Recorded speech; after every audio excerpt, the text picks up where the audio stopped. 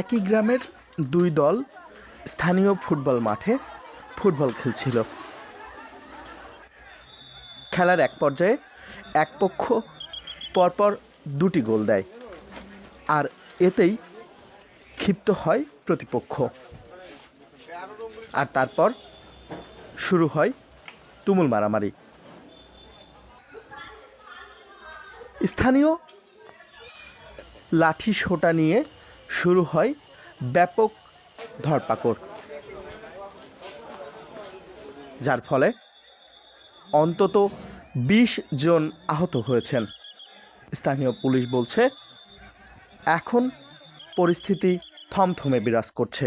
মধ্যসুরে হারামনো আগে গোল দিছিল, পরে খেলার একবারে শেষ প্রান্তে গিয়া উর্পি দুইটা গোল নাকি বাড়ি কৃষ্ণনগর দিয়ে দিছে। হ্যাঁ, হয়তো একটু উশৃঙ্খল ভাবে কিভাবে তর্ক লাগছে লাগিয়েছে এরা, এই লেফির সাথে কিছু গন্ডগোল হয়েছে, সামের লোকে কিছু মালামালি হয়েছে। এই মুহূর্তে মাঠের মাঝে লোক সবাই একটু ঢুকিয়া এটা একটা বিশৃঙ্খলা তৈরি হয়েছে। এই গন্ডগোল হওয়ার পরে মাঠের যে কমিটি তারাও এই গন্ডগোলের সাথে ধরে করছে। তো এখান থেকে খেলাটা এই ঝগড়াটার সূত্রপাত।